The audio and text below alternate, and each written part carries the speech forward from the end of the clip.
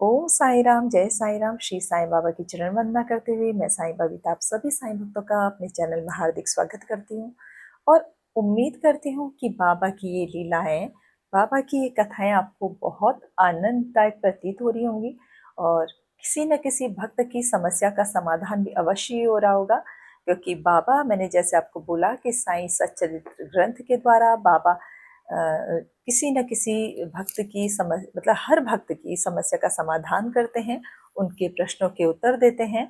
तो मैं अगर किसी के प्रश्नों के उत्तर मिल रहे हों, किसी की समस्या का समाधान मिल रहा हो, तो प्लीज़ मुझे कमेंट करके ज़रूर बताइएगा।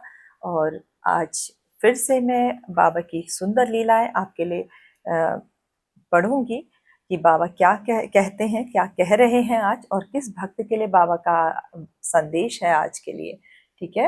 और देखते हैं, कोई भी, मैंने जैसे आपको बोला कि मैं किसी भी चैप्टर को रैंडमली पढ़ती हूँ और उसी में किसी न किसी भक्त की समस्या का हल अवश्य मिलेगा। देखते हैं आज बाबा क्या कहते हैं। ये है अध्याय 25 की लीला। ठीक है, तो ध्यान पूर्वक सुनिए। दामू अर्णा का सार, अहमदनगर के रुई और अनाज के सौदे, आम्र लीला प्रार्थना। ये इसका ये बातें, ये कथाएं आएंगी इसमें। तो जिसमें से मैं आज आपको सिर्फ एक बाबा की लीला सुनाऊंगी। ठीक है, तो चलते हैं। प्राकथन क्या है? जो अकारण ही सभी पर दया करते हैं तथा समस्त प्राणियों के जीवन व आश्रयदाता हैं, जो पर ब्रह्म के पूर्ण अवतार हैं, ऐसे अहेतुक दया सिंधु और महान योगीराज के चरणों में साष्टांग प्रणाम कर हम यह अध्याय आरंभ करते हैं। श्री साईं की जय हो। वे संत चूड़ामणि समस्त शुभ कार्यों के उद्गम स्थान और हमारे आत्माराम तथा भक्तों के आश्रयदाता हैं। हम उन साईनाथ की चरण वंदना करते हैं जिन्होंने अपने जीवन का अंतिम ध्येय प्राप्त कर लिया है। श्री साईं बाबा अनिर्वचनीय प्रेम स्वरूप हैं। हमें तो केवल उनके चरण कमलों में दृढ़ भक्ति रखनी ही चाहिए।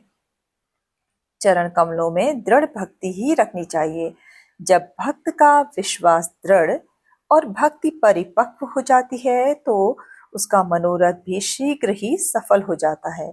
जब हेमांड पंत को साईं सच्चरित साईं लीलाओं के रचने की तीव्र उत्कंठा हुई तो बाबा ने तुरंत ही वह पूर्ण कर दी। जब उन्हें स्मृति पत्र, नोट्स इत्यादि रखने की आज्ञा हुई तो हेमांड पंत में स्फूर्ति, बुद्धिमत्ता, शक्ति तथा कार्य करने की क्षमता स्वयं ही आ गई। वे कहते हैं कि मैं इस कार्य के सर्वदा अयोग्य होते हुए भी श्री साईं के शुभ आशीर्वाद से इस कठिन कार्य को पूर्ण करने में समर्थ हो सका। फलस्वरूप यह ग्रंथ श्री साईं सच्चरित्र आप लोगों को उपलब्ध हो सका, जो एक निर्मल स्रोत तथा चंद्रकांत मणि के ही सदृश है, जिसमें से सदैव साईं लीला रूपी अमृत झरा करता है, ताकि पाठकगण जी भर कर उसका पान कर सकें। ध्यान पूर्वक सुनिएगा, कितनी सुंदर बाबा की इसमें जो बातें कह रहे हैं वो लिखी हुई है। जब भक्त पूर्ण अंतःकरण से श्री साईं बाबा की भक्ति करने लगता है तो बाबा उसके समस्त कष्टों और दुर्भाग्यों को दूर कर स्वयं उसकी रक्षा करने लगते हैं। अहमदनगर के श्री दामोदर सावलराम रास ने कासार की निम्नलिखित कथा उपयुक्त कथन की पुष्टि करती है। अब जो ये कथा आएगी उससे पहले मैं आपको ये बता दूं कि इसमें जो लिखा हुआ है उसमें आपने ध्यान दिया या नहीं। आपके सारी परेशानियों का इस पैराग्राफ में समाधान है। कितनी सुंदर, अगर आप इसे ध्यान पूर्वक आपने इसे सुना होगा तो आप पूर्ण विश्वास कीजिए बाबा पे।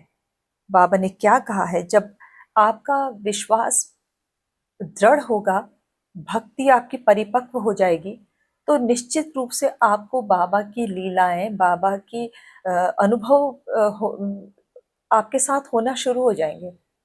बाबा आपके साथ लीला करना, लेकिन आपको अपने अंदर दृढ़ विश्वास रखना है बाबा के चरणों में। ठीक है, आपको अपने श्रद्धा भाव से बाबा को समर्पण करना है। और देखिएगा, आपकी कोई भी कितना बड़ी समस्या क्यों ना हो, उसका समाधान सिर्फ बाबा आपको करवा सकते हैं, ठीक है। और क्या बाबा ने कहा है, आपने इसमें सुना होगा कि कितना भी अगर आपको ऐसा लग रहा है कि कोई कार्य की आप शुरुआत करना चाह रहे हैं, पर आपको वो कार्य बहुत कठिन लग रहा है, बहुत कठिन आपको लग रहा है कि मैं नहीं कर पाऊंगा या मैं नहीं कर पाऊंगी, तो उस कार्य को बाबा पे समर्पण कीजिए। बाबा को बोलिए कि बाबा, ये कार्य बहुत कठिन मुझे लग रहा है, मुझे लग रहा है कि मेरे लिए करना असंभव है, लेकिन मैं आपकी शरण में हूँ, आपके चरणों में मैं इस समर्पण करती हूँ या करता हूँ।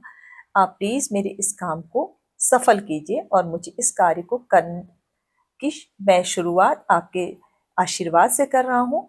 और निश्चित रूप से देखिएगा, आप दृढ़ विश्वास के साथ अगर बाबा पे को समर्पण करके उस कार्य को करेंगे ना, तो फिर वो कार्य आपके द्वारा बाबा करवाएंगे, ठीक है। कितना भी असंभव कार्य हो, कितना भी कठिन कार्य हो, वो अवश्य पूर्ण होगा, ठीक है। अब आगे जो कथा बाबा कहते हैं उसको सुनते हैं, क्या बाबा ने कहा है। दामू अर्णा की एक कथा है। पाठकों को स्मरण होगा कि इन महाशय का प्रसंग 6वें अध्याय में शिरडी के रामनवमी उत्सव के प्रसंग में आ चुका है। ये लगभग सन 1895 में शिरडी पधारे थे, जबकि रामनवमी उत्सव का प्रारंभ ही हुआ था।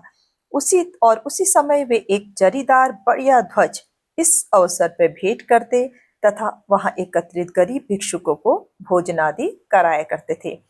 अब क्या इनकी कथा है वो सुनिएगा, और ध्यान पूर्वक सुनिएगा, हाँ, क्योंकि आपके भी हर सवाल का जवाब बाबा दे रहे हैं। दामू अर्णा के सौदे, रुई का सौदा के बारे में ये बात है। दामू अर्णा को बंबई से उनके एक मित्र ने लिखा कि वह उनके साथ साझेदारी में रुई का सौदा करना चाहता है, जिसमें लगभग 2 लाख रुपयों का लाभ होने की आशा है। सन 1936 में नरसिंह स्वामी को दिए हुए एक वक्तव्य में दामू अर्णा ने बतलाया कि रुई के सौदे का यह प्रस्ताव बंबई के एक दलाल ने उनके साथ किया था, जो कि साझेदारी से हाथ खींचकर मुझ पर ही सारा भार छोड़ने वाला था। भक्तों के अनुभव भाग 11 पृष्ठ 75 के अनुसार दलाल ने लिखा था कि धंधा अति उत्तम है और हानि की कोई आशंका नहीं है। ऐसे स्वर्णिम अवसर को हाथ से न खोना चाहिए। दामू अर्णा के मन में नाना प्रकार के संकल्प विकल्प उठ रहे थे, परंतु स्वयं कोई निर्णय करने का वे साहस न कर सके, क्योंकि उन्होंने इस विषय में कुछ विचार तो अवश्य कर लिया, परंतु बाबा के भक्त होने के कारण पूर्ण विवरण सहित एक पत्र श्यामा को लिख भेजा, जिसमें बाबा से परामर्श प्राप्त करने की प्रार्थना की। यह पत्र श्यामा को दूसरे ही दिन मिल गया, जिसे दोपहर के समय मस्जिद में जाकर उन्होंने बाबा के समक्ष रख दिया। श्यामा से बाबा ने पत्र के संबंध में पूछताछ की। उत्तर में श्यामा ने कहा, अहमदनगर के दामू अर्णा का सार आपसे कुछ आज्ञा प्राप्त करने की प्रार्थना कर रहे हैं। बाबा ने पूछा, वह इस पत्र में क्या लिख रहा है और उसने क्या योजना बनाई है? मुझे तो ऐसा प्रतीत होता है कि वो आकाश को छूना चाहता है। उसे जो कुछ भी भगवत कृपा से प्राप्त है वह उससे संतुष्ट नहीं है। अच्छा, पत्र पढ़कर सुनाओ। श्यामा ने कहा, जो कुछ आपने अभी कहा वही तो इस पत्र में लिखा हुआ है देवा। हे देवा, आप यहाँ शांत और स्थिर बैठे रहकर भी भक्तों को उद्विग्न कर देते हैं, और जब वे अशांत हो जाते हैं तो आप उन्हें आकर्षित कर किसी को प्रत्यक्ष तो किसी को पत्रों के द्वारा यहाँ खींच लेते हैं। जब आपको पत्र का आशय विदित ही है तो फिर मुझे पत्र पढ़ने को क्यों विवश कर रहे हैं? बाबा कहने लगे कि श्यामा, तुम तो पत्र पढ़ो, मैं तो ऐसे ही अनाप शनाप बकता हूँ, मुझ पर कौन विश्वास करता है? तब श्यामा ने पत्र पढ़ा और बाबा उसे ध्यान पूर्वक सुनकर चिंतित हो कहने लगे, मुझे ऐसा प्रतीत होता है कि सेठ दामू अर्णा के लिए बाबा ने कहा कि वो पागल हो गया है। उससे लिख दो कि उसके घर किसी वस्तु का अभाव नहीं है, इसीलिए उसे आधी रोटी में ही संतोष कर लाखों के चक्कर से दूर ही रहना चाहिए। श्यामा ने उत्तर लिखकर भेज दिया, जिसकी प्रतीक्षा उत्सुकता पूर्वक दामू अर्णा कर रहे थे। पत्र पढ़ते ही लाखों रुपयों के लाभ होने की आशा पर पानी फिर गया।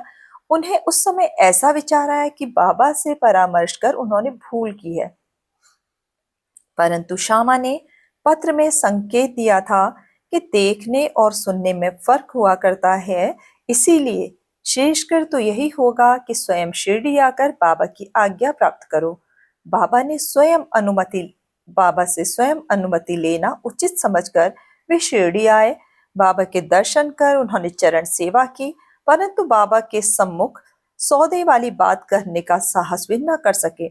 उन्होंने संकल्प किया कि यदि उन्होंने कृपा कर दी तो इस सौदे में से कुछ लाभांश उन्हें भी अर्पण कर दूंगा।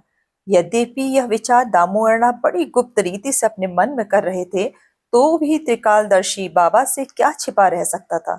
बालक तो मिष्ठान मांगता है, परंतु उसकी माँ उसे कड़वी औषधि देती है, क्योंकि मिठाई स्वास्थ्य के लिए हानिकारक होती है, और इस कारण वह बालक के कल्याणार्थ उसे समझा बुझाकर कड़वी औषधि पिला दिया करती है।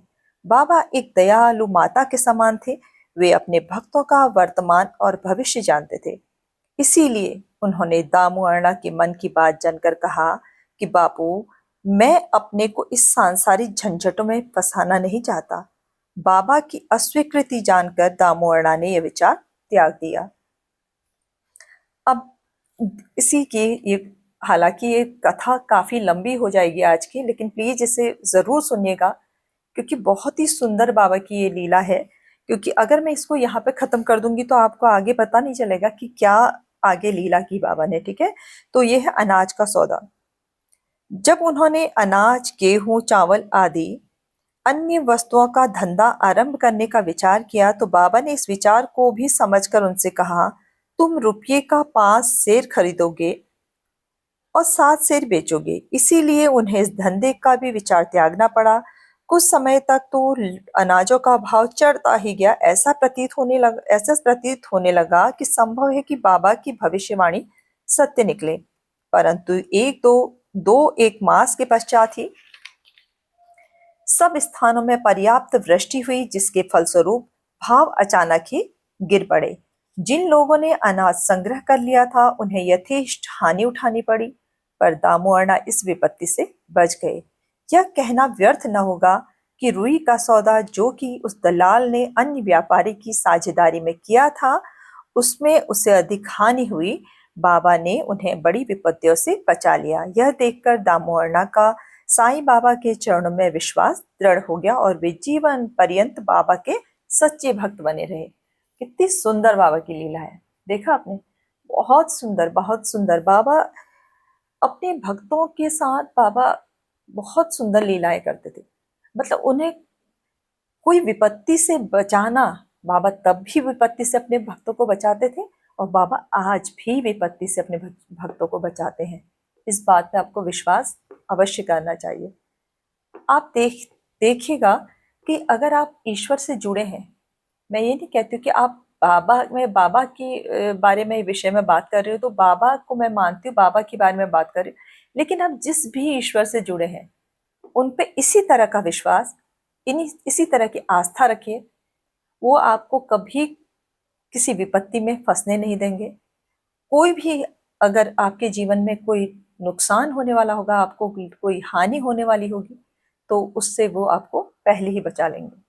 ठीक है, और कितनी सुंदर लीला है, बाबा ने कितनी सुंदर इसमें बात कही है।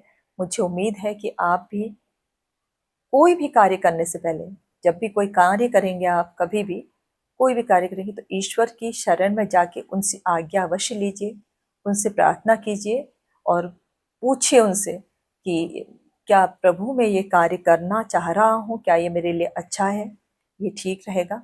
अगर ईश्वर को आप मानते होंगे, उन पर विश्वास होगा, एक बाबा के सच्चे भक्त होंगे आप ना ईश्वर के, तो वो आपको कहीं ना कहीं किसी न किसी रूप में उसका उत्तर अवश्य देंगे। बाबा स्वप्न में आकर भी अपने भक्तों के प्रश्नों के उत्तर देते हैं, उन्हें रास्ता दिखाते हैं, और किसी न किसी अपने किसी के माध्यम से भी आपको उस प्रश्न का उत्तर देंगे। आप थोड़ा ध्यान दीजिएगा, समझदारी से अपने हर कार्य को कीजिएगा और बाबा की शरण में रहिएगा। मैं तो आपसे इतना ही कह सकती हूँ, और बाबा की लीलाओं को अवश्य सुनिएगा। आज की लीलाएं यहीं पे बाबा की, मैं इस कथा को यहीं पर समाप्त करते हुए अपनी वाणी को विराम देती हूँ, और उम्मीद करती हूँ कि बाबा की बताई हुई हर बात को आप अपने जीवन में अवश्य अपनाएंगे। आप बाबा एक अच्छे इंसान बनने में आप अवश्य कोशिश करेंगे, है ना? मुझे यकीन है कि बाबा का हर वक्त बहुत अच्छा होता है, बहुत दिल का सच्चा और साफ होता है। करुणा जैसे हमारे बाबा में होती, वैसे बाबा के हर भक्त में वही करुणा आपको मिल जाएगी। लेकिन अगर किसी में करुणा भाव की कमी है और क्रोध है, छल कपट है ना, बुरी भावनाएं हैं, बुरी सोच है, तो आप उसे बदलने की कोशिश कीजिए, बदलिए। बाबा की लीलाओं को आप श्रवण कर रहे हैं, तो आपके अंदर एक ही चीज रह सकती है।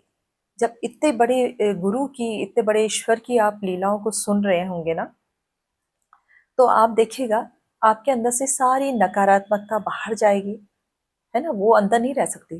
बाबा की सुंदर लीलाएं, बाबा के सुंदर आशीर्वाद के साथ वो नकारात्मकता नहीं रह सकती। वो आप जैसे ही बाबा की लीलाओं को श्रवण करेंगे, उनका मनन करेंगे, तो वो सब सकारात्मकता आएगी और नकारात्मकता जाएगी, और आप एक अच्छे इंसान अवश्य बनेंगे। और मैं इतना ही आपसे कहूंगी, और इसी के साथ सभी भक्त अपने अपने दिन की शुरुआत कीजिए। आप सबका दिन शुभ हो, मंगलमय हो, आप स्वस्थ रहो, मस्त रहें, ईश्वर का नाम जाप करते हुए आप आगे बढ़ते रहें। ईश्वर हमेशा आपके साथ है, आपके अच्छे कर्मों में। ओम साई राम, जय साई राम, जय जय साई राम। अनंत कोटि ब्रह्मांड नायक राजाधिराज योगिराज पर ब्रह्म श्री सच्चिदानंद सदगुरु साईनाथ महाराज की